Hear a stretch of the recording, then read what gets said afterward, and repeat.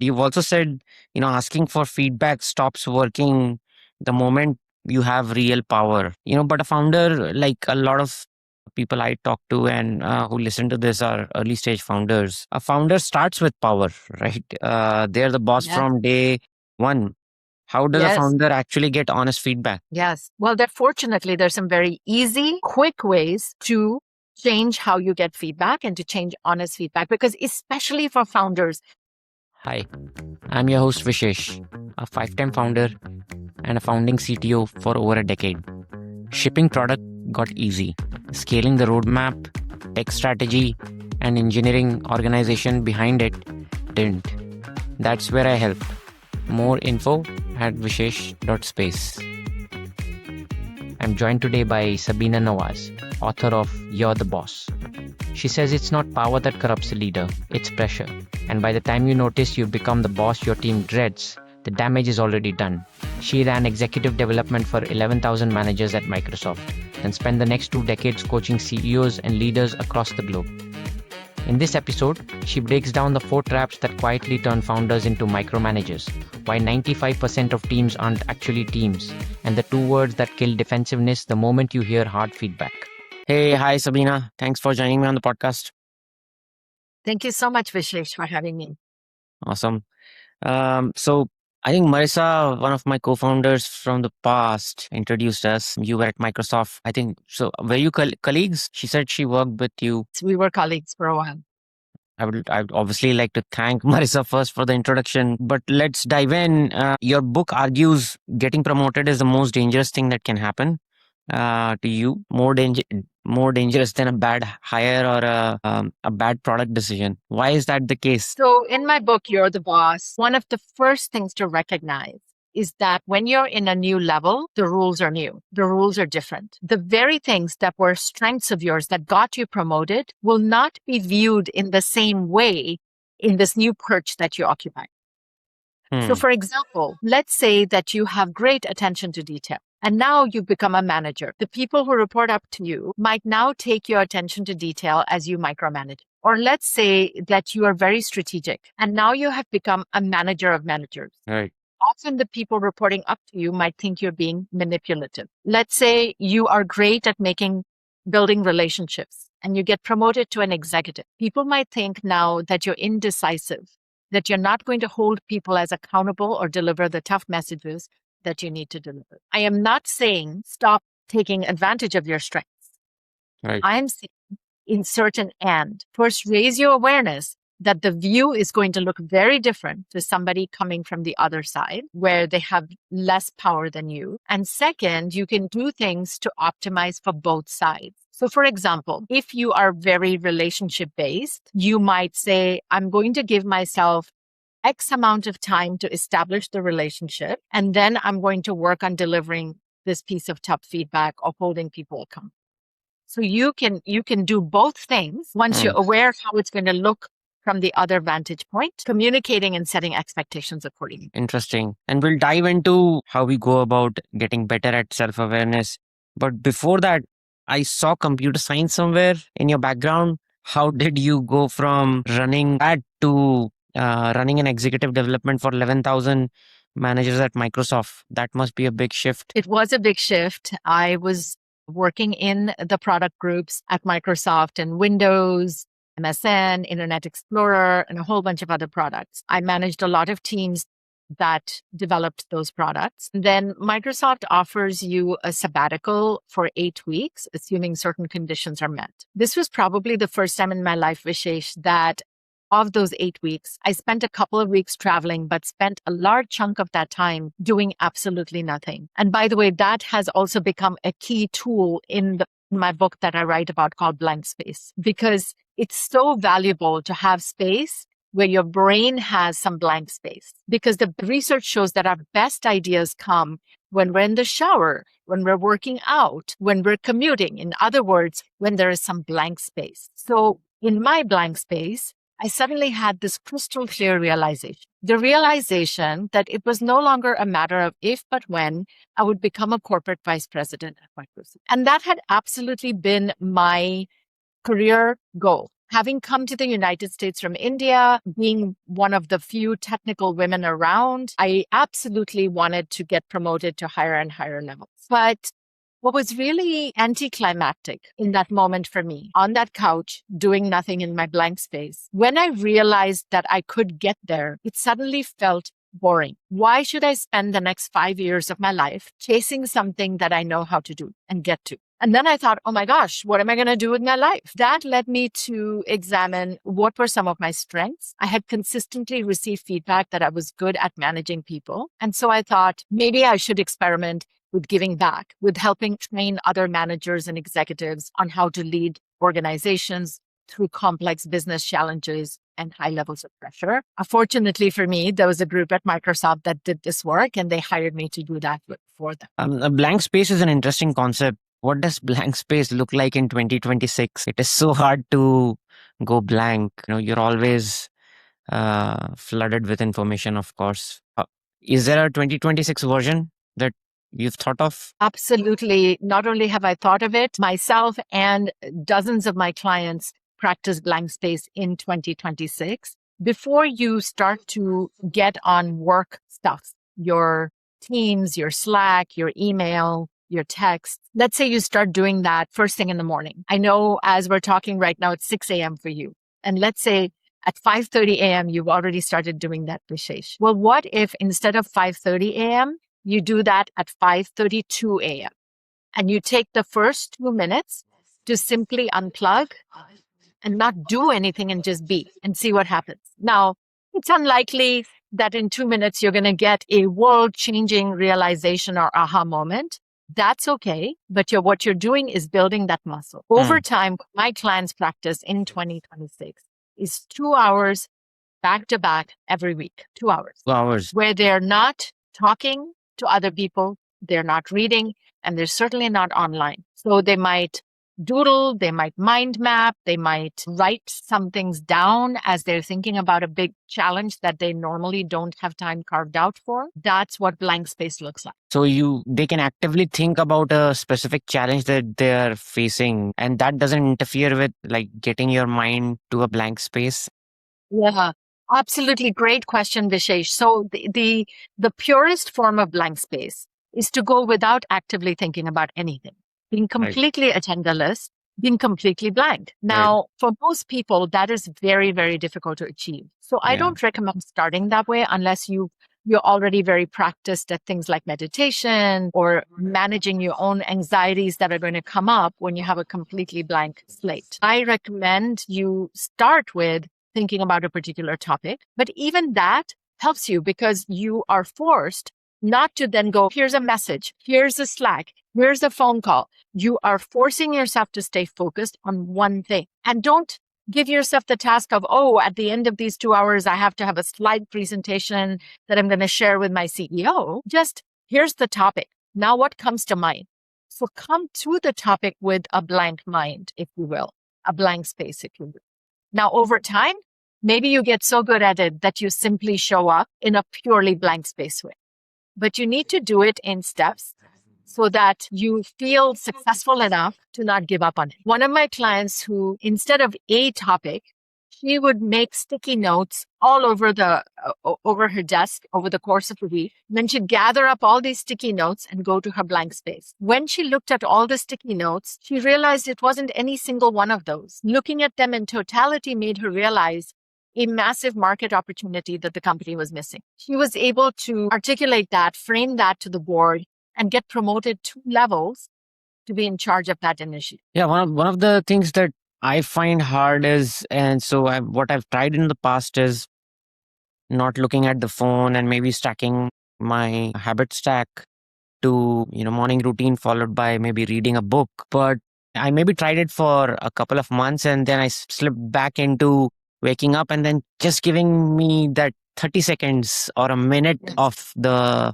email and the Slack. And because I work globally and I don't want to miss what happened overnight. Yeah, that seems to be the hardest thing to get rid of, the first 30, 60 seconds of phone. It is how you started. And really, you've just slept for hopefully 8 hours.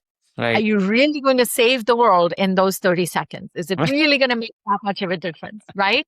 And That's a what good we've way to also look at done it. is train our colleagues to expect to hear from us at 5 in the morning or 3 in the morning or whatever it is. But what if it's 5:01 or 3:01? It's really not going to make that much of a difference. Right. And I cannot emphasize enough the importance of starting as a micro habit, starting really, really small. Right now, I can tell you, I have a daily meditation practice. I do it without fail. For years, I struggled to meditate because guess what? Here's what my meditation practice entails: one inhale and one exhale. So just mindfully doing simply one breath in and out makes me feel good. Believe it or not, it gives me a sense of accomplishment. Yes, I have meditated because in the past, I always struggled to do it for longer. After having done that for, I would say, probably about 9 months now, what I'm realizing is that now I'm able to sometimes go up to 100 breaths, but I still get credit if I've done it just once. So some mornings I take 100 breaths and some mornings it's just one breath, but it's daily because it's so small. So if you struggle to sustain it, halve the size of the habit. And if that's a struggle, it yet again. It should be so ridiculously small that it would be embarrassing not to do it. Like Right. my one inhale, one exhale. Yeah, reframing what success looks like for yourself so that Yes. makes sense. And so coming back to this, the self-awareness thread, what are some of the traits that, move people to the top as individual contributors, but block their success as a manager, right? You already called out a few. Once I'm aware of one, how do I get that self-awareness? And two, um, for the three scenarios you described, how do I use those strengths, but at the same time pick up new things that are needed for the new position? Yeah. So let me unpack what you're saying. One of your questions is, what would get me into trouble that was working fine as an individual contributor, but not as a manager? And then how do we continue to use our strengths, but also pick up new habits? I think the answer is in the same area that I'm going to share. One is that in that new level, be aware of how you're being seen by others on your strengths and inserting that "and" as we talked about. Another piece is really understanding that it is not power that corrupts, but pressure. Pressure changes how we act, how we respond. And we have a choice in a micro moment. Are we going to act out under pressure or are we going to make others better under pressure? Most of us under pressure become less mindful. We raise our voices. We become snippier, shorter, more critical. And that lands negatively on other people. And that's where power comes in, the second force here, which isolates us and insulates us from the impact our power has on other people. Because nobody wants to tell the person in a position of power what they don't want to hear. So I act out in ways that are not ideal under pressure. And then I think I'm doing a great job. I'm being efficient. I'm being effective. I'm moving fast. What I don't realize is that after every meeting with me, people are spending 3 other meetings, either complaining about how I showed up or trying to figure out what I really meant because they're too afraid to ask. So the higher you go, the more pressure you are under, the more likely you are to fall into these pressure pitfalls. And the higher you go, the greater the divide, the greater the power gap between you and other people. And that power gap acts like a distorted volume knob. Everything that comes up is milder than what they're experiencing. So when an employee says everything is fine, what they really mean is, I've started a secret group chat about your management habits. And similarly, everything that we are saying as a manager gets amplified. So if I casually say, hey, can we chat? They're thinking, oh gosh, I'm about to get fired. And so, how do you fix that? You've also said, asking for feedback stops working the moment you have real power. But a founder, like a lot of people I talk to and who listen to this are early stage founders. A founder starts with power, right? They're the boss Yes. from day one. How does a Yes. founder actually get honest feedback? Yes. Well, fortunately, there's some very easy, quick ways to change how you get feedback and to change honest feedback. Because especially for founders, especially for entrepreneurs, where you're putting in so much sweat equity in addition to all the other resources, you need to know early and often where you might be misstepping. And in a smaller organization with a founder, people might be even more likely to put them on a pedestal and not give them that feedback. The quality of feedback you receive is directly proportional to the quality of the question you ask. So if you ask a question like, do you have any feedback for me, Vishesh, what do you think the answer is going to be? Oh, everything is good. Everything's fine, boss. It's all good. It's great. In fact, it's wonderful. You were amazing, right? Okay. If that is true, great. But remember that power acts like a broken volume knob. Right. So it's likely not that true, right? Because who knows what's going on in those WhatsApp group chats here in the meantime. Right. So what if you don't ask, how did I do? How did I do in that meeting with investors? Because Vishesh, again, what is the answer going to be? Yeah, you did great. You did great, not actionable. Now you want positive feedback too, but you both want positive and corrective feedback in a way that is actionable. Right. So on the positive side, you might say, so make it small and make it specific. So you might say, what's one thing I did that went well? And what's one thing that would have made this go even better? So now I haven't asked for like a broad feedback. I haven't asked a close-ended question, but I've given them a small task and a very specific task. Right. It's harder for them to wiggle out of it. Now, that might still be too difficult for some people, right? So they might give you the positive, one piece of positive feedback. And on the corrective feedback, they might say, no, really, there wasn't much to improve, right? If you're detecting some BS over there, another way to do this is keep the small and specific, but now make it in the third person. So you might say, if my biggest fan were in that room, what is one thing they would say about this? And if my biggest critic were in the room, what is one thing they would say about this? Now the individual doesn't have to own the feedback, but can give you still specific feedback. Is that something I recommend over time? Absolutely not. Over time, hopefully you've built enough of a trusted relationship that people can own their own pieces of feedback. But to get started, it's a great way to do it. And how you react to feedback then is the litmus test. Is if you start to defend, attack, get even, of course, you'll never go beyond the third person feedback. Is that right? And so is there a specific language one can use to ensure that they don't sound defensive, besides obviously not acting defensive? Absolutely. Absolutely. 2 words. Thank you. Receive feedback. That's all you need to say. Don't go further until you've built more muscle strength. Once you've built more muscle strength, you might say, thank you, and then play back what you've heard. Did I understand that correctly? Is there anything more from these things? I will start to work on them one at a time. So you may not see progress on all of them at the same time. That's not because it's not valuable, but because I'm prioritizing which ones I tackle in order. Right. Yeah. Even if you want to explain things, you should probably not indulge in that. Even if you have an explanation, just say thank you. Exactly. This is when you receive the feedback, it's about them, not you. It's about being welcoming, being as safe as possible so that they will continue to give you feedback. You start to explain and defend, that's the end of the feedback you're going to receive. Makes sense. You've said that over 95% of the so-called teams are actually just groups of people accountable upward and not to each other. And when I read that, I actually kind of smiled, because that's what happens in most orgs. Yes. Why does that happen? And, especially for, in the context of startups and early stage companies, probably fixable as a culture early on, because, it's easier to fix things when things are small. How can one prevent that from happening as they scale? I don't know that you can prevent it. I think you can change it. Most groups start as groups. There are no natural teams that just you don't give birth to teams in organizations. They start as groups because we don't know each other. We might extend some trust by default, but we don't know if it's really going to last. We might be afraid. We might be competitive. There might be a lot riding on each of our individual successes, and we may not see the collective success and what that's going to do for us. So first thing is assume that it's a group. Now, what are you going to do to make it form as a team? There are 3 things I do when I work with executive teams. One is helping them become more vulnerable with each other. So connecting in a way where they're not just talking at a superficial level about what their weekend is like, but going deeper and sharing things that are a little bit hard to share.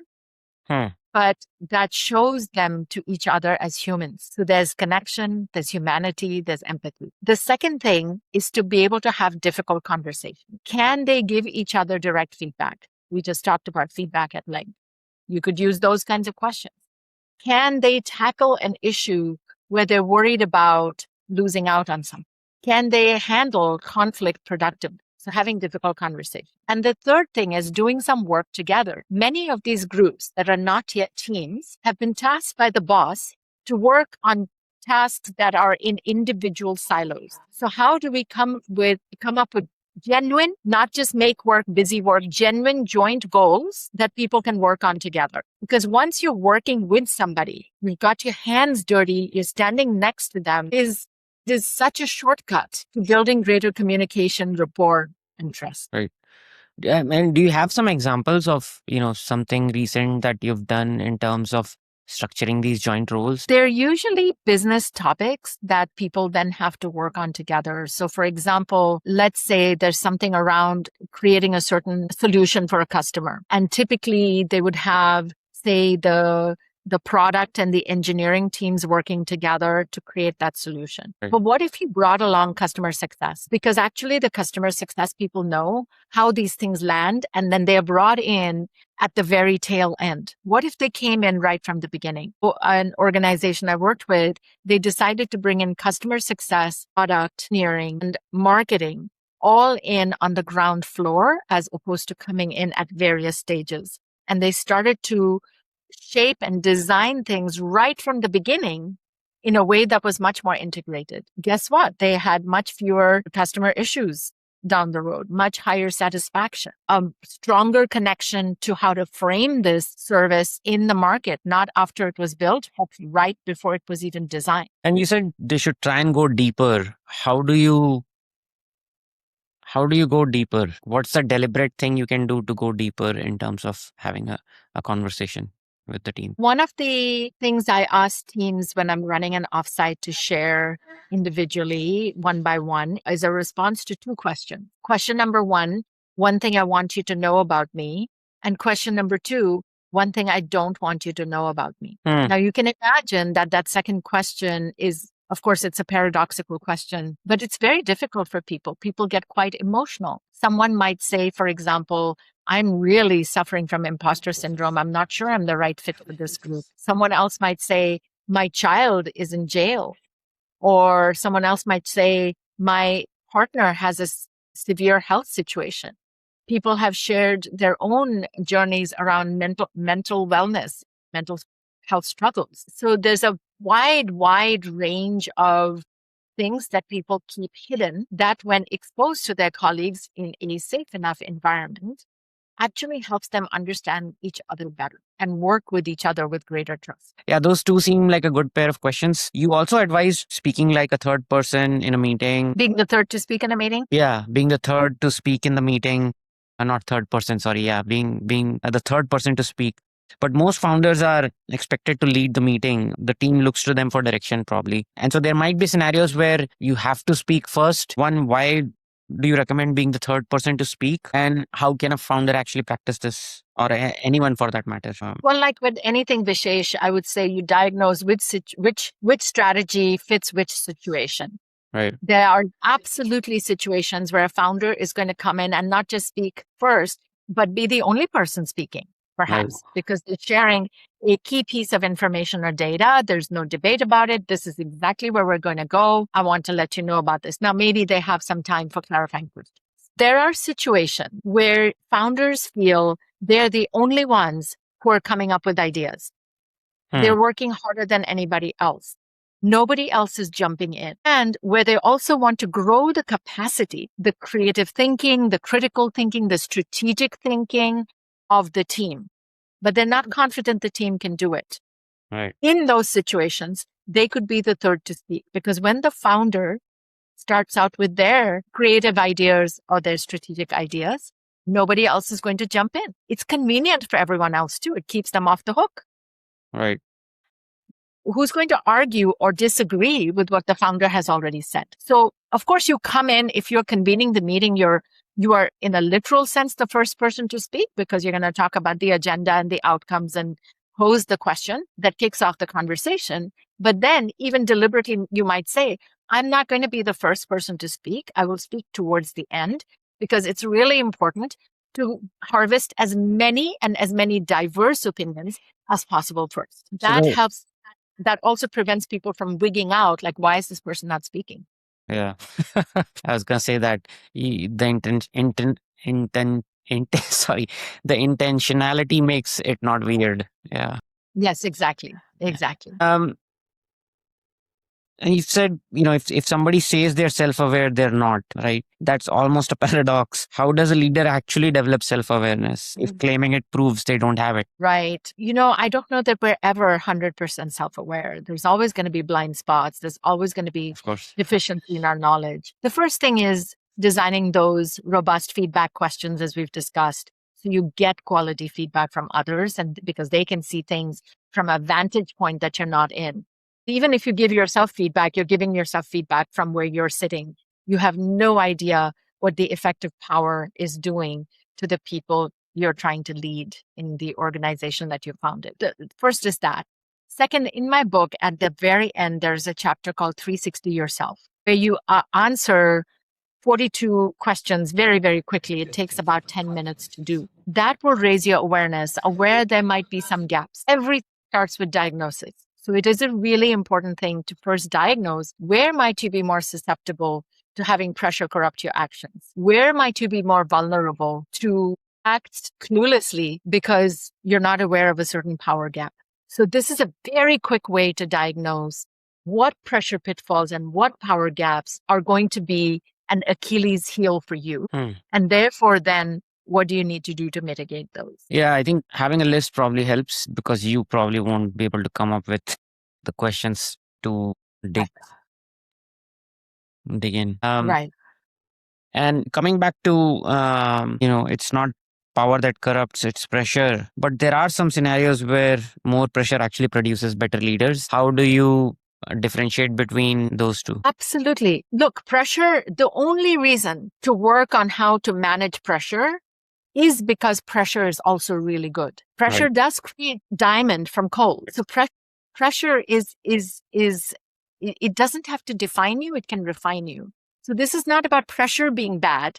It's about how are you going to react to pressure? Are you going to react unmindfully in ways that have a unhealthy impact on others around you, or are you going to react to it well? Because when you react to it well, you discover the creativity, brilliance, resilience that you didn't even know you or your team had. So I'm in complete agreement with you. And you cannot become pressure free, but you can become pressure proof. And that's when magic happens. And so how do you become pressure proof? There are many, many ways to do that. One of them, it's the subject of about half of my book with all the different pressure pitfalls that I call out. One of those pressure pitfalls, and a very common one, is the sole provider trap. Sole as in SOLE, the only. Many of us think I'm the only one who can, and fill in the blanks. And there are 4 kinds of sole providers. First, there is the caretaker. This is someone who says, my team is really busy right now, or this is a particularly busy time of year. When is it not a particularly busy time of year? So they jump in and they rescue things that don't need to be rescued. They jump in with their cape flying heroically when they haven't even been asked for help. So that's your caretaker. You also have the Flash, named after the Marvel comic character who moves super fast. This is the person, like me, who listens to audiobooks at 1.5 times the speed. And they have responded to things that they're on a CC line for, that they're not even supposed to respond to, or they've taken care of all sorts of things before everyone else has even woken up. And then they complain that it all lands on them. So that's your Flash. And then you have the straight A student who's fixated on, should this be a colon or a semicolon? And they're missing the bigger picture. Last, you have the whack-a-mole champ. This is the carnival game where these molds, these plastic molds pop up and you have a rubber mallet and you try to whack them as fast as possible. And these are the people who have finished a task, but they write it on their to-do list just for the pleasure of crossing it out. So a lot of activity, not recognizing the impact. What is it that I really need to do versus busy, busy, busy, busy? So Just the sole provider is one of the traps under pressure, and recognizing what are my telltale signs and what damage am I causing as a result of this? Because I'm thinking I'm doing this all for good reasons. But for example, if I'm that caretaker jumping in all the time, sometimes even without being asked, perhaps I'm robbing my team of visibility with my management. What if I coach them behind the scenes instead of jumping in and doing it all myself? right. Probably coaching versus doing is the right fix. I see a Absolutely. lot of people hiring senior because I work with a lot of early stage startups. After a certain point, founders do bring in senior folks in sales, marketing. Yes. Obviously, these kind of roles require some sort of lead time before they start adding value, maybe Yes. 6 weeks or more. That's about the time that the existing leadership probably gets a little impatient and wants to jump in. Yes. Any recommendations for them in terms of how do you avoid this? Is there a balance between evaluating whether this is working or not? Because there's also this Absolutely. philosophy of, you need to fire fast. How do you trust the people to do their job and still not, fire slow? Because time is Mhm. critical when you're Mhm. executing as a startup.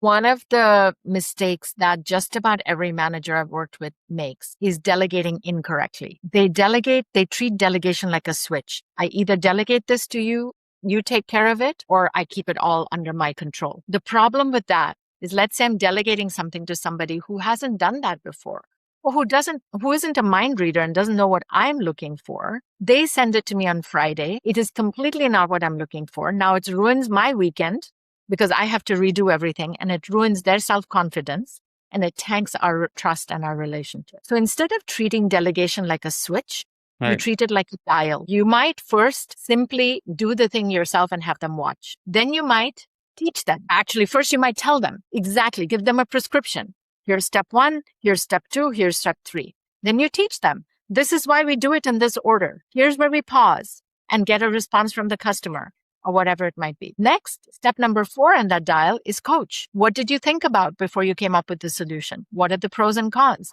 What makes this the best solution? And only then do you fully create the switch where you're acting simply as a safety net, saying, hey, I trust you, you take care of this. Come to me if you have any questions or need support in any way.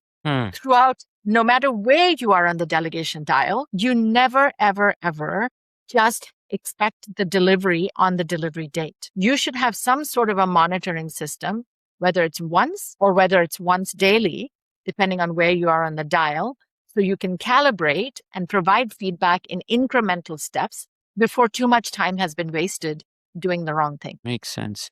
For someone who's also done this outside the org, so senior leadership that you're bringing in on the first step, wouldn't it make sense to not just share how I've been doing it, but also how they've been doing it so that you can come up with a combined how we do it going Absolutely. forward? Absolutely. Absolutely. A lot of how you delegate and where you put things on the dial depends on the level of knowledge, experience, expertise, skill that the other person brings. Whenever possible, if you do it together, not only are you going to get a better end result, you're now giving them more confidence. The only caveat I would add is that not everything merits that level of discussion. Right. And so again, back to diagnosis. Is this a quick and dirty, we don't need to go through all of that? Or is this something really important? We're going to dial it right on this end. Makes sense. You called out doing nothing is the highest leverage management move one can make.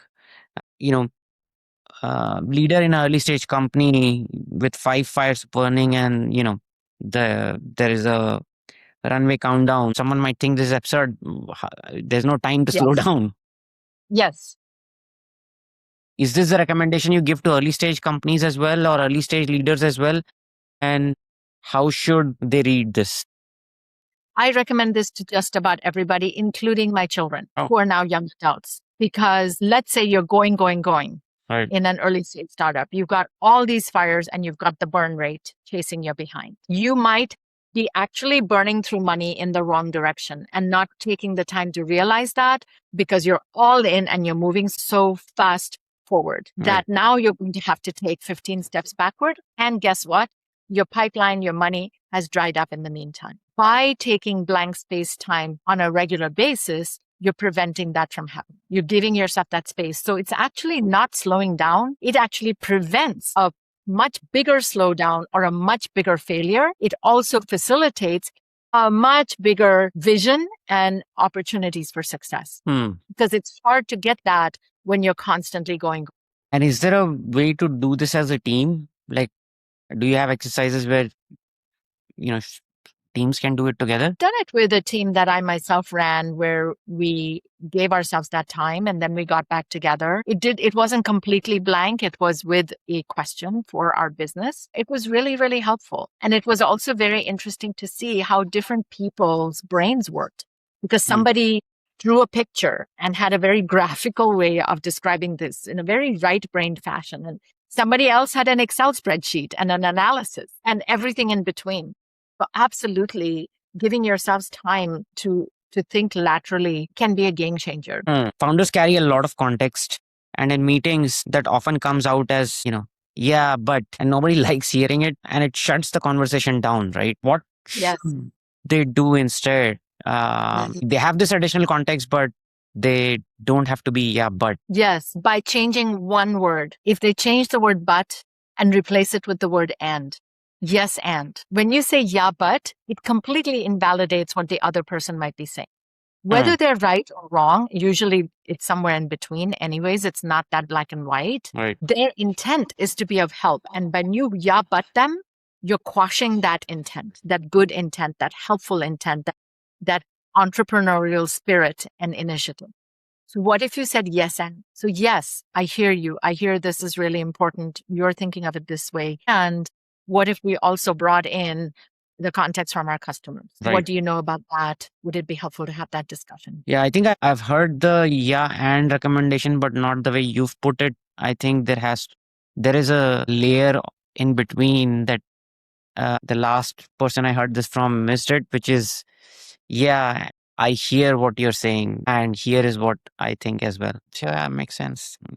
So you've coached CEOs across the globe. What is the single pattern that more than anything else predicts whether a leader is going to wreck their team? I wish I could tell you that there was a single thing. There isn't. It all depends on how you react to pressure and how it corrupts your actions. Anything from wanting to become the sole provider, to really thinking that your view and your perception is the only perception, to shutting down feedback by just being sloppy in how you ask for it or reacting to it negatively. There are many, many different things. This is why there isn't one single power gap or one single pressure pitfall. It's a number of those. But if you were to say, well, what should I do with all of that? Like, what if I don't have time to read your book and go through a handful of pressure pitfalls and power gaps? Then I would say, start to think about what is the effect of your action. Every action has a reaction. If you think about Newton's laws of motion, do you know what reaction your actions have, and how are you going to find out? Interesting. Yes, probably being a little more of self-observant and maybe reviewing. I think these days it's become a little easier as well with all the meeting recorders and. Exactly. Oh, what did you believe when you wrote this book that you've since changed your mind about? Anything? What have I changed my mind about since writing the book? Yeah. I mean, stuff that is in the book, I mean. Yeah, on the content of the book, I have not. I still stand by, this is not a traditional management book. This is a book about managing in our times right now when we're under so much pressure. Right. And this idea of we have to actually bust through some of the myths, not look at how power corrupts, but look at how pressure corrupts and how power isolates us. So no, I still stand behind that. I haven't changed my mind on that. And so I have refined some of my thinking further since writing the book that supports those points by having conversations like this, but changing my mind. And what's the refinement? Is there a second book coming, or what's the refinement? I wish. Yeah, I don't know. It's still early days with the first book, so I'm not sure when or if I'm going to get to a second book. We've talked about the gap between the boss people intend to be, and the boss their team actually experiences. When did you first see the gap in yourself, or was it in someone else that was the genesis of what became this book? What became possible after you did notice that gap? Yeah, so I conduct interviews of about a dozen coworkers, how they experience working with and for this person that I'm about to coach. There's not a single executive who isn't surprised by that gap of what they think they're doing and how other people see them.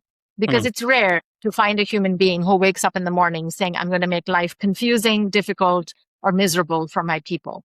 Right. And yet that's the feedback they receive. So knowing that, of course, prompted me to write the book, but it started with my own journey.